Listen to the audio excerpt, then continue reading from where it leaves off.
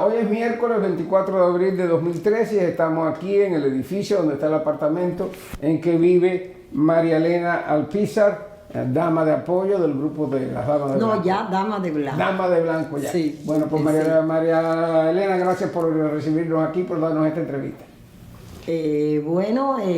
Ya le digo, gracias a ustedes por acordarse de mí. ¿Cómo no?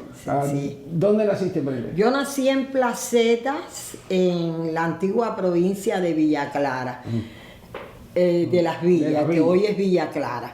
Y como digo, como soy mujer, pues nací en 1900.com, esa salvedad que nosotros las mujeres para la edad ese privilegio, son esos privilegio femenino. Sí, un secreto. ¿Cómo era tu familia, María Elena? Bueno, mi familia, yo procedo de una familia de clase media.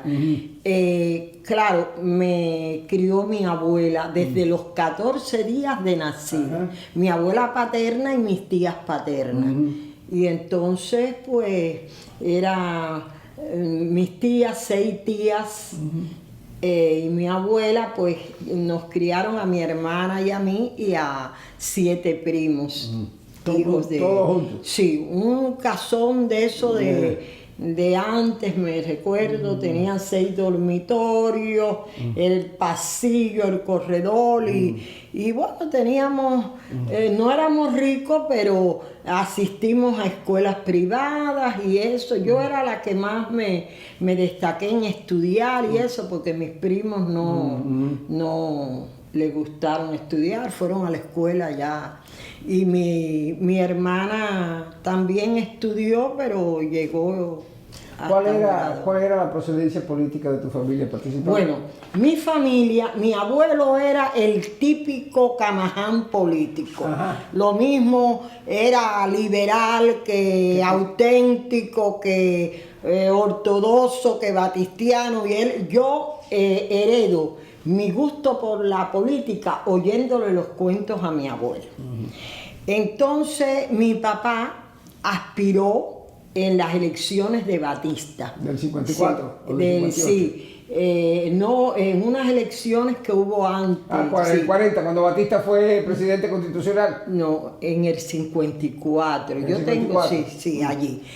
Entonces ellos políticamente ya después se destacaron como Batista, batistiano, mi papá. Mi abuelo, ya le digo, lo mismo era de una cosa, era el manengue político, el camaján político, que no, yo se lo decía así, pero le debo mucho el gusto mío a la política. Él me decía, yo decía, a mí me gusta la política, pero él me decía, pero tú no vas a hacer buena política, porque el político tiene que ser un poco hipócrita, diplomático, y a ti las verdades se te salen por los ojos, por la cara.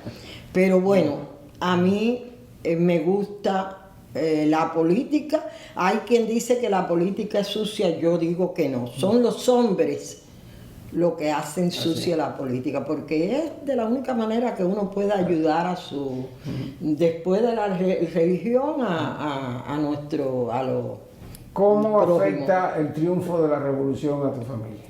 Bueno, a mi familia le afecta. Mi abuelo tenía una tiendecita de víveres y bueno, le quitaron la tienda. Mi papá también tenía como un cafetín de esos que jugaban dominó y eso también se lo quitaron y bueno, estaba bajo, porque como había aspirado a... Pero ustedes los más jóvenes de la familia tenía 2 primos, ahí es donde que se alzaron contra Batista.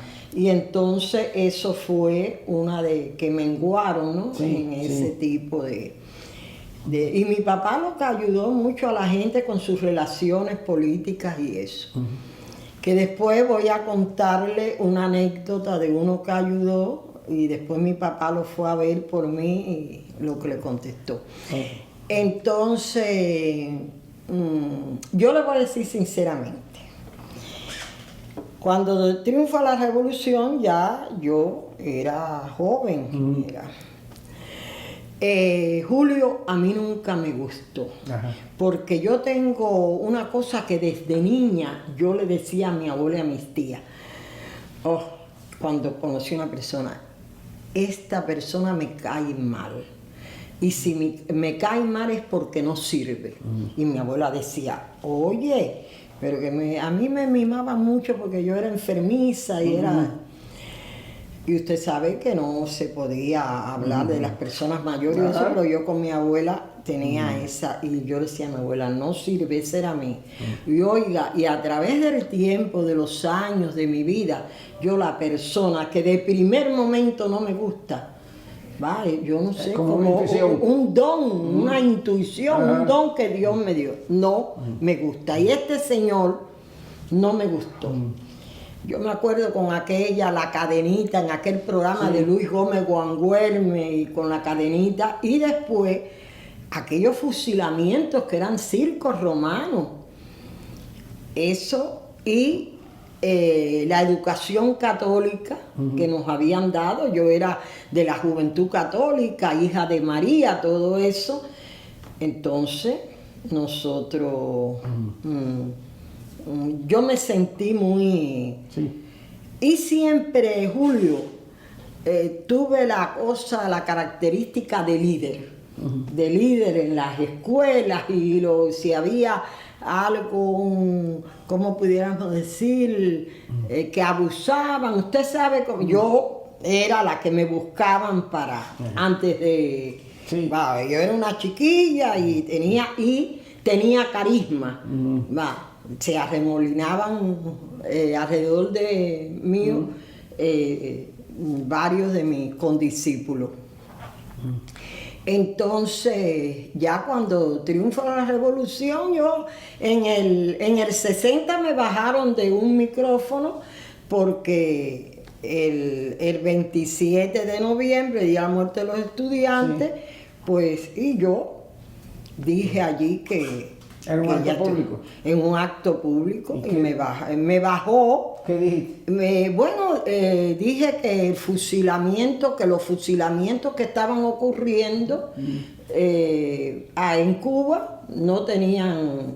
Eran muy semejantes al fusilamiento de los estudiantes. Y entonces me bajó rápidamente el jefe de la policía, que había sido presidente de la Juventud Católica en Placeta, y después, pobre, cumplió 20 años.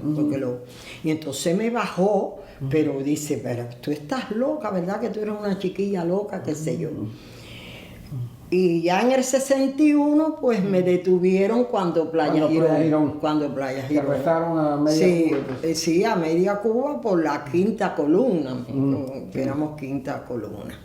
Y desde ¿A dónde te llevaron cuando los porque en aquel momento metían a los presos lo mismo en estadio en granjas de pollo? Sí, a mí me llevaron para lo que era el ayuntamiento, la casa de gobierno. Allí éramos como 50 y pico de mujeres. Allí nos llevaron. Después se llevaron a otras para un estadio, para el estadio universitario de allá de la Universidad Central. En medio de esto, ya cuando todo el mundo, porque Placeta es una ciudad, pero son de esos lugares donde la mayoría de la gente se conoce, todo el mundo. Cuando ya la cuestión racial se metía en estos bailes. Bueno, ahí es donde yo quiero llegar. Todo lo que me ha sucedido con mis hijos y todo es porque, sinceramente, yo era la única negra que cuando hacían una redada era la única negra que estaba, como mujer. Y ya enseguida te sacaban. Enseguida, yo me acuerdo que cuando Playa Girón, un oficial se paró ahí en la puerta y me dijo, María Elena Alpizar, ¿a ti no te da pena que tú eres la única negra que hay aquí? Y digo yo, bueno, estoy representando a mi raza para cuando se despierten, vean que están manipulados y que lo están utilizando, porque yo era fresca, yo siempre fui fresca. Y entonces, si ellos no me perdonaron a mí, porque claro, yo era de una familia negra ya, pero una familia. Usted sabe que en Cuba sí había sus problemas raciales, pero Cuba, yo por lo que viví, era más clasista que racista. Explícase un poquito, porque tú tienes esa visión de haber vivido. Sí, de haber vivido en la Cuba de antes. En la Cuba, ¿por qué clasista? Porque era más bien había una diferencia de clase que no una diferencia racial. Si usted era, como decían la gente de color, era negro, pero era una persona decente, era profesional, tenía buenas relaciones sociales, que era lo que nos pasaba a mi familia, a usted no lo discriminaban. Como por ejemplo a una persona que aunque fuera blanco era de una clase marginal, orillera como se decía ya vulgarmente. Entonces a medida que pasó el tiempo, antes y ya después de la revolución, todas mis amigas, yo figúrese, me eduqué en colegios privados, menos en colegio Las Monjas, porque a mi hermana y a mis primas sí la quisieron, pero a mí no, por el problema ese de ser líder y de todas esas cosas. Entonces, todas mis amistades eran personas blancas y de ¿cómo se llama? De una clase social alta, ¿no? O sea, podemos decir que en la Cuba anterior a Castro, tú o tu familia no se sintieron discriminados. No nos sentimos discriminados. No nos sentimos discriminados. Y había, por ejemplo, mi familia tenía mucha mezcla racial. Mi abuela era hija de un vasco con una negra de nación. Una negra de nación, una negra africana, sí. Y entonces el vasco adoptó a esa mujer como su esposa. Que eso era muy común en Cuba. Pero no la hizo como su querida ni nada, sino como su esposa, y educó de ahí mi arraigo católico, educó a sus hijos en la religión católica y todo eso. ¿Y cómo es esa situación hoy en Cuba? Se habla mucho del asunto racial en Cuba hoy. Bueno, en Cuba, imagínese usted, hoy en Cuba, el negro, mire, él empezó, Torín, porque vamos a hablar sinceramente.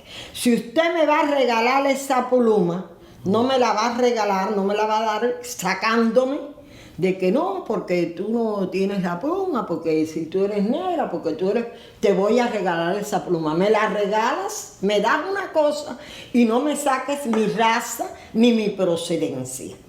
Y entonces él empezó a hablar que los negros, que inclusive tenían una frase de que a los negros nos habían bajado de la mata y todas esas cosas, sí, y no el populacho, lo decían personas, funcionarios altos del gobierno. Entonces es verdad que había cierta discriminación, porque no vamos a decir que la discriminación es una cosa que es atávica en todos los países, desde la esclavitud, eso es atávico. Pero en Cuba no había un racismo segregacionista como lo hubo aquí, y lo hay, va en menor cuantía, pero lo hay todavía. En Cuba vivíamos en el mismo barrio, negros y blancos, pero decente. Por eso yo digo que era una sociedad clasista, donde se clasificaba más por su condición social, por su educación, todo eso ya el negro y el blanco. O sea, que este era el ambiente en que tú te desenvolvías, viste aquellos primeros tiempos donde íbamos por Playa Girón, cuando arrestaron a tantas personas en Cuba. ¿Cuándo es que María Elena Alpizar entra, o sea, dice, bueno, pues no es que no me gusta esto, es que hay que oponerse a esto, entra ya en lo que es, digamos, la oposición activa? Yo antes de Playa Girón ya yo estaba haciendo contrarrevolución. Que hay personas que dicen y me decían, y todavía el otro día alguien me dijo, no, contrarrevolución, no digo, no, yo soy contrarrevolucionaria, porque todas las revoluciones paran en gobiernos de facto. Tú no has leído le dije, no has leído de la Revolución Francesa. No, yo soy la democracia, es lo que. Y entonces sí, yo empecé con las proclamas, con todo ya, desde el 60, ya yo estaba. ¿Alguna organización ya? Bueno, ya yo en la organización donde estaba en el 60, yo estaba en una célula que la jefa de mi célula era Ofelia Muñiz García Puchín, que era la 30 de noviembre, y recuperación también. MRR. Sí, MRR. Nosotros como estábamos en una célula, yo por lo menos no averiguaba mucho. ¿Usted sabe por qué? Porque si uno caía preso, mientras menos sabía, menos podía decir si flaqueaba. Pero yo me recuerdo que nosotros llevábamos un hermetismo en la célula, que cuando yo llegué aquí en el 2007, le pregunté a Puchín, a la jefa, Chiqui, ¿quién era la jefa tuya o el jefe tuyo? Porque en todo ese tiempo nosotros nos preguntábamos, porque usted sabe cómo se trabajaba en la célula. Usted me orientaba a mí, yo tenía otra gente para orientarle. Yo más bien, después me dedico, como había tantos prisioneros políticos en Placeta, porque Placeta era el cruce para el Escambray y todo, había muchos prisioneros políticos, pues entonces todavía había familias en buen estado económico, y como yo tenía relaciones con toda esa clase de placeteños, pues yo recogía dinero para ayudar a los familiares de los presos. También en aquella época de ya mediados de los 60, esa parte de las villas entonces estuvo bien activa con la cuestión de los alzados en el Escambray y lo demás. Sí. Yo tuve un primo de los, el primo hermano, porque nos criamos, que sí cumplió 10 años, porque él sí se dedicaba, él era del DREC, y se dedicaba al problema con los alzados. Pero ya le digo... Ahora, pero en el 1967 te arrestan otra vez. Sí, me arrestan, no, en el 67, no, fue en el 66. ¿66? Sí, 66.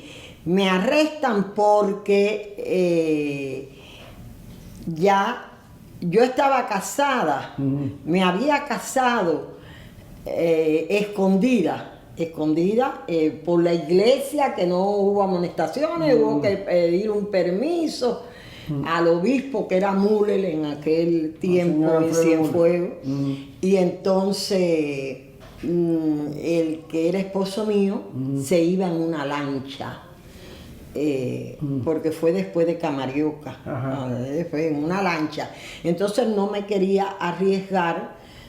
Y nos casamos por la iglesia, y en un juzgado, cerca de Placeta, en Zulueta, que no nos conoce, trabajaban ahí 2 personas de máxima confianza de nosotros. Y entonces, no sé si una de las cosas que como personas jóvenes que éramos, pues no efectuamos nuestro matrimonio, no lo habíamos efectuado, pero quisimos hacerlo realidad. Y una vez en un hotel, en el Capri, pues bajando en un ascensor, se montó uno de la seguridad del Estado, porque con la guayaberita mi esposo había estado 5 años cumpliendo preso, y entonces el hombre se asombró, le preguntó ¿y qué? Y él se puso nervioso y dice, no, en viaje de luna de miel.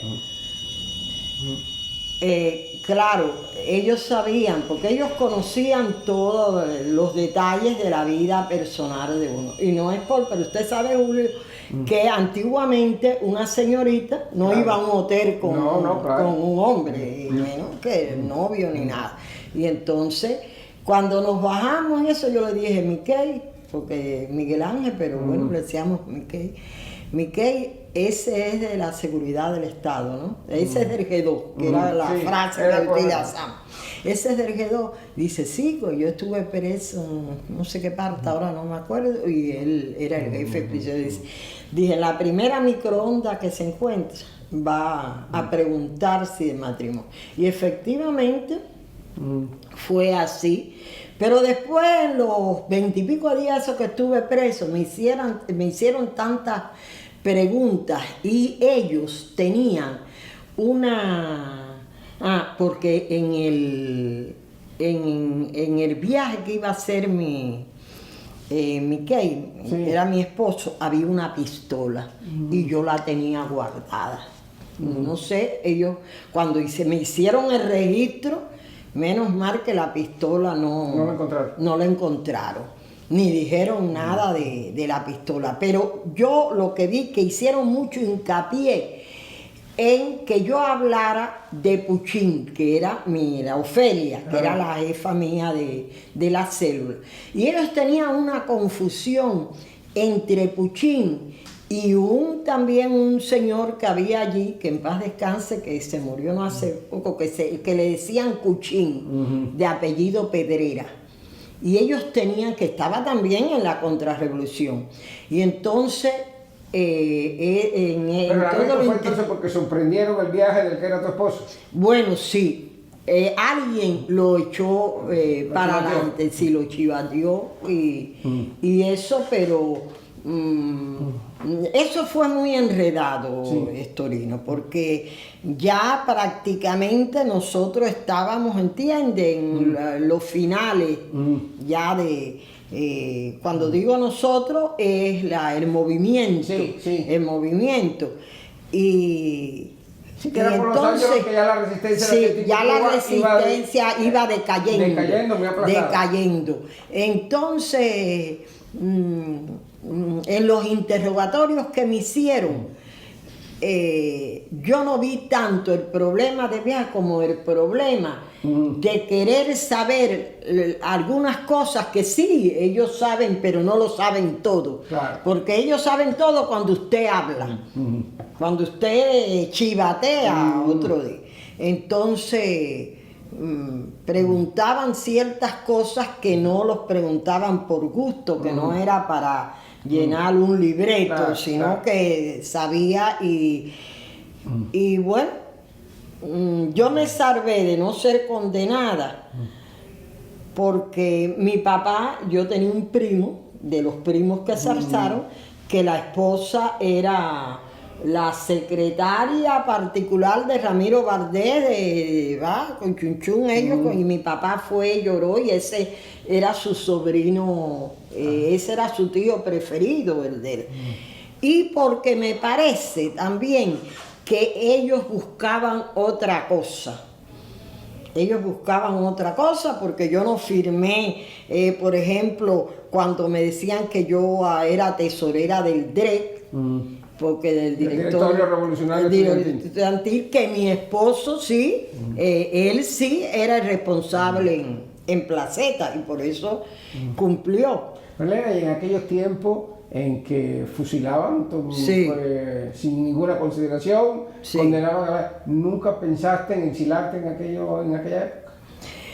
Bueno, mire, cuando la operación Pedro Pan, que ya después de Playa Girón y eso, el párroco de la iglesia, Fray Iñaki de Pértica, era muy amigo de mi abuela porque él era de la misma aldea que el padre de mi abuela allá en España. Y entonces siempre me dijo, le dijo a mi abuela que había un plan para sacar muchachos y eso, y que yo todavía estaba en la edad y que me sacaban. Mi abuela me planteó porque me educaron muy conservadora, pero siempre fue muy libre. Y yo le dije a mi abuela, para Estados Unidos no voy. Usted sabe que había un racismo aquí, una discriminación racial muy grande. Entonces yo digo, me van a matar allá porque yo no le voy a dar el asiento porque todo eso se sabía, ¿no? A ninguna persona porque sea más blanca que yo ni nada. Y entonces dile que yo no tengo familia, ¿va? Que no, dile que tú solo, que no te atreves. Entonces no vine para acá. Por eso después también la madre de una amiga mía, que ella también quiso, fue a ver a mi abuela por México, y que ella se hacía. Pero yo a Nina, que en paz descanse, sí se lo dije, no, Nina, no. Allá yo no estoy acostumbrada. Y entonces voy a llegar con ustedes, Clarisa, que es blanca, rubia, de ojos azul, y entonces se va a sentir, ¿va? Porque allá todo eso se está midiendo ahora. Y entonces después, pues me integré tanto a la lucha y a la cosa que no pensé nunca en irme. ¿Cuándo empieza ya tenías hijos entonces, ya para esta época que estamos hablando del arresto del 67? No, mi hijo nace en el 68. Ajá. Cuando arrestan al padre otra vez, que yo estaba embarazada. Y me expulsan porque ellos dentro de esas cosas tuvieron varias aperturas. Y entonces cuando Camarioca se fueron muchos profesores, y entonces yo me pude obtener una plaza de química por exámenes, Y entonces después me expulsan porque en el 68, fines del 67, era cuando el hombre del siglo XXI, que ellos cuando matan al Cheque, entonces ellos van y decían que uno no podía educar al hombre del siglo XXI. Allá, yo me recuerdo que yo estaba con mi barrigón y llegó un señor, un negro llegó y dice, María Elena, no puedes dar más clases porque tú no... No, nosotros venimos. Fue con eso, nosotros venimos aquí. Y yo miré, yo dije, mira, mientras yo me estaba quemando las pestañas, este negro estaba tomando aguardiente en la esquina de su casa. Y dice, nosotros venimos aquí porque tú no puedes educar al hombre del siglo XXI. Digo yo, no, ni al del siglo XX, como ustedes quieran, donde hay que firmar. Y entonces firmé y ya fue el famoso plan Plancha o plan de fortalecimiento revolucionario, donde hicieron una limpia en universidades primarias y secundarias. Yo era profesora de secundaria. Y lo más lindo que yo tenía el número 1 en la plaza de química, ya le digo, por exámenes, pero ellos no, después no. Viene esta época de los 60, principios, hasta todos los 70 más o menos, que hay como aplastamiento más o menos. Sí, hay una quietud en eso porque... ¿Cuándo tú te empiezas nuevamente al activismo? Bueno, ya empieza a irse todas mis amigas, todas mis... bueno, empezaron desde el 60, inclusive algunas se fueron desde el principio. Después del 61, después de Playa Girón se fueron. Entonces, ya yo tenía mi hijo en el 68 y el otro en el 70, pero siempre usted vive con un estigma. El que se ha puesto frente al régimen, pues, ¿cómo se llama? Está estigmatizado, y su familia también. Entonces yo no trabajaba. Yo me recuerdo que que cuando nos sacan de educación y eso, pues nos dan es como, ay, como dicen ellos. ¿Ya te habías divorciado o todavía? No, todavía no me había divorciado. Ya me divorcio en el 70. ¿Cómo se sostenían ustedes? Bueno, el padre de mis hijos es una lumbrera. Empezó a hacer en Cuba no había cafeteras y él empezó, él es un ebanista. Ajá. Y tiene un cerebro, bueno, hizo el pobre muchísimo dinero en Venezuela y mira ahora. Entonces él se sostenía en Placeta siempre con todos los presos compañeros de él de causa y eso, bueno, pues fundían clandestinamente y hacían horquillas y todo eso. Entonces yo vivía en ese sentido bien porque él se buscaba pero después que me divorcié, ya yo empiezo a buscar trabajo. Pero no me daban trabajo según mi nivel intelectual, no me daban trabajo. Y yo le dije a usted que mi abuela me crió desde los 14 días de nacido. Mi mamá biológica es comunista. Ajá. Y entonces mi abuela y mis tías la mandaron a buscar. Y entonces pude, porque yo llené para una plaza en la biblioteca municipal.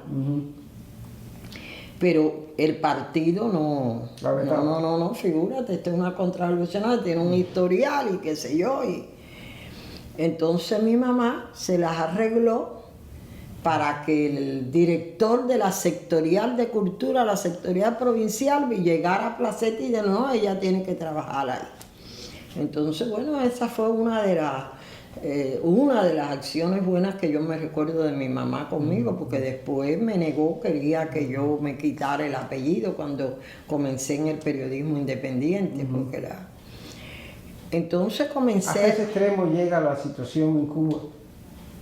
Ay, más gente que va. Es que una madre le pide a su hija o que su hija por... Ivano se despidió de mí porque me dijo que para despedirse que yo fuera a un parque y a tal parque nos veía y digo, no, si yo no soy delincuente. Y en definitiva, si tú eres mi mamá biológica, pero lo que te tengo que agradecer, le saqué eso de que la conciencia se te remordió y entonces pudiste darme el trabajo. Pero era un trabajo que estaba, ya usted sabe, pero la inteligencia siempre, no es que yo sea muy inteligente, pero era más inteligente que ellos. Inclusive tenía después una directora que había sido también de la Juventud Católica y eso, que ahora por cierto ella está otra vez en la iglesia y eso. Y entonces, pero siempre vigilada, completamente vigilada. Entonces, ¿cómo yo comienzo de nuevo en la oposición? De nuevo en la oposición. Es muy importante señalar esta situación. En el 89 fue, caigo, me involucran. Era cuando esos de los juicios, esos que hacían con las personas que eran delitos comunes y entonces a las personas que tenían cierta relación o podían la involucrar. En un juego ilícito de bolita, como decían allá. ¿Por qué? Porque yo tenía una casa muy buena y uno de mis primos, pero de la segunda generación, pues sí estaba en eso y me pidió ir a mi casa para recoger las listas, las cosas y eso. Y yo, ese primo mío no es muy completo. Y claro, yo tenía esa culpabilidad porque yo sabía y le había cedido la casa. Oiga, Julio, aquello fue periódico, Bueno, aquello fue lo más grande de la vida, radio, porque querían, como es natural, desprestigiar mi imagen. Pues imagínate, la contrarrevolucionaria, eso como el juego ese es prohibido. Y entonces, inclusive de que las personas presuntamente honorables, decentes, bueno, cayeron allí. Y entonces, fíjense que a mi primo no le pasó nada. Y el juicio mío, junto con otra gente que me involucraron ahí, fue en la sala contra los delitos de la seguridad del Estado, un simple. Y entonces me echaron 3 años de correccionar con internamiento. Una de las figuras esas que ellos hacen, o sea, estar en la cárcel sin uniforme y entonces salir cada 15 días, pero después lo pusieron a 45 días. Pero dentro de la cárcel el trato era político. Tenía el de la seguridad del Estado, era el que me iba a ver junto con otra presa que una muchacha, Odalis, que se iba en una lancha, que cuando aquello era, y otra señora que también la habían incluido en un delito, pero como de corrupción, pero que ella trabajaba con Arcos Verne. Entonces nosotras 3 éramos las apestadas ahí en Guamajal, que fue donde estaba la cárcel de Santa Clara, las apestadas para ellos, pero las presidiarias allí, eso como todo se sabe, pues no tenían... Una mujer como tú, educada en colegio católico, de una familia acomodada, no rica, pero acomodada, de relaciones, con una educación buena, que... ¿Cómo te sentías tratada como una delincuente y metida después en una cárcel? Bueno, Julio, como Dios siempre tiene a todos, y yo, Dios me dio el don del carisma, yo me eché a las presidiarias, como se dice vulgarmente, en un bolsillo. Aquello al principio... Yo llegué y una cosa que a mí me saca de quicio es que digan una palabra grosera o soez delante de mí, porque ni yo he dicho yo nunca. Y entonces ahí tuve problemas, pero después problemas con algunas presidiarias, pero después esas mismas eran como mi guardaespaldas. Y entonces... como ellos le estudian el perfil psicológico, ellos, me estoy refiriendo a la policía política, pues ellos sabían que yo arrastraba a la gente, tenía ese carisma, y quisieron hacerme muchas cosas, como de que en una biblioteca yo llegué y destruí obras de Fidel y eso, en otra pero siempre las presas salían en mi defensa. Y yo una vez porque había una capitana que no me podía ver, Berta se llamaba. Sin embargo, la jefa de la cárcel era más, pero la capitana, que era, no me podía ver. Y entonces, usted sabe, en ese mundo de las cárceles allí comunes, yo me vine a enterar de la droga, de las pastillas, del parquisoní, de la homatropina. Yo no sabía nada de eso, que con eso se endrogaban Y un día me quisieron, esa señora con otras 2 presidiarias que eran alabarderas de ella, pues me quisieron meter en un problema de drogas ahí dentro de la cárcel. Pero para que usted vea cuando uno lleva una conducta llamaron, porque para cualquier cosa, para nosotras 3, las otras 2 personas, mujeres que le dije, había que contar con la seguridad del Estado, y llamaron a 2 de la policía política en la reunión.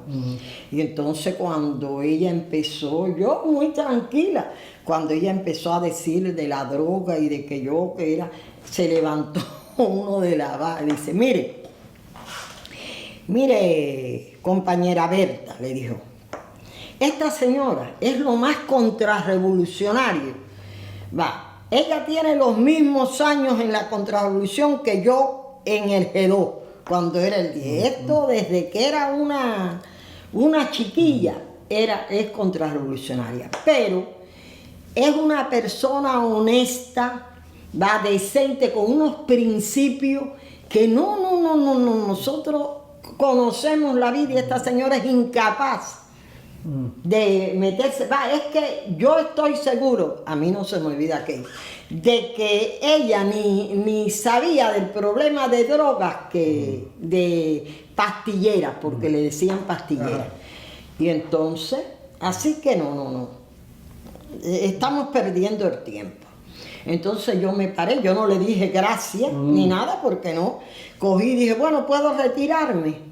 Porque sinceramente, esto ha sido un teatro burdo, falso, que es sucio. Y entonces me fui. Hasta en eso me quisieron meter. ¿Cuándo saliste de esa cárcel? Bueno, salgo un 25 de diciembre del 92. O sea que cumplí año y pico. Por buena conducta, y ellos quisieron, pero a mí fue la última que dejaron de... Antes de salir, 2 miembros de la seguridad del Estado que nos atendía a las presas que estábamos como políticas ahí, pues se reunieron conmigo y me dijeron que no me iban a dar trabajo. Según mi nivel intelectual, que tenía que irme para una escogida, porque en Placete una escogida o algo para... Entonces yo le contesté que aunque para mí trabajar no era ninguna deshonra, pero nadie a mí me humillaba. Entonces, para que usted vea, Dios grande, el 25 de 1992, o si no, que pidiera al plan humanitario que tienen ellos de, ¿cómo se llama? El bienestar social, para que me dieran. Digo, mire, yo soy católica practicante, no atento contra mi vida, pero si yo tengo que pedirle comida a ustedes, me ahorco. Y entonces, bueno, me fui. Y como Dios es tan grande, vuelvo a repetir, en el 93 liberan el dólar. Oiga, Julio, todas las amigas mías estaban aquí, sabían que había caído presa de Puerto Rico, de todo aquí Estados Unidos, California, aquello, y mis hijos, que ya estaban porque... pasamos la parte aquella importante de mis hijos. ¿Qué pasó con él? Mis hijos, aquello fue histórico en Placeta. Cuando fue en el 83, en el 83. Pero bueno, déjeme terminar eso y disculpe. Porque es que mi vida es una novela esta de capítulos. Entonces, me empiezan a enviar dinero porque bueno, aquí entre mis amistades, oye, María Elena le dieron la sacaron ya de la cárcel, le dieron la libertad, está sin trabajo, y me empiezan a enviar dinero. Aquellos gente que iban aquello fue de... Y yo muy fresca, Julio, muy fresca no, porque la dignidad no es frescura.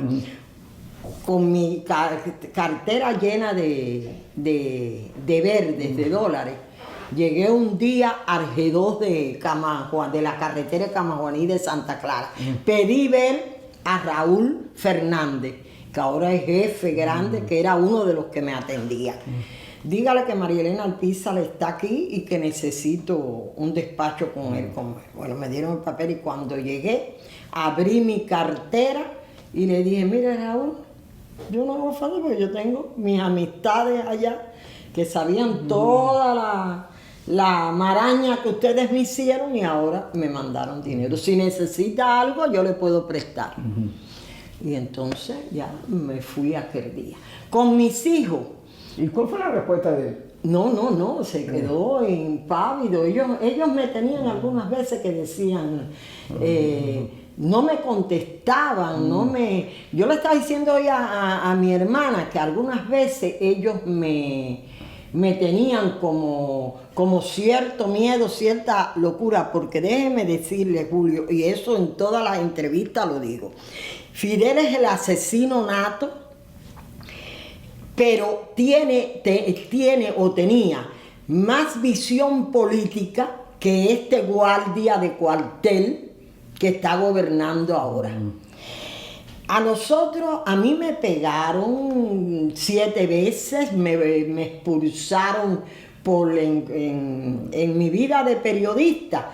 Aquello fue terrible, todas las cosas que me hicieron. Me pegaban ahí delante de los ciudadanos allí, me detenían y me expulsaban a kilómetros de mi residencia, todo eso. Eso fue a partir del 2000. Pero cuidaban mucho el problema de la integridad física completa no mía, de todos los opositores. Porque estaba el problema que él se cuidaba bastante de la opinión pública internacional. Fíjese que después de mataron a Zapata, a Laura, a Wilmar y para allá. ¿No? Y el Wilmar sí. Y el estudiante. Sí. Han matado todo. Y una mujer, porque a Laura, nosotros no tenemos pruebas fehacientes, pero a Laura la asesinaron.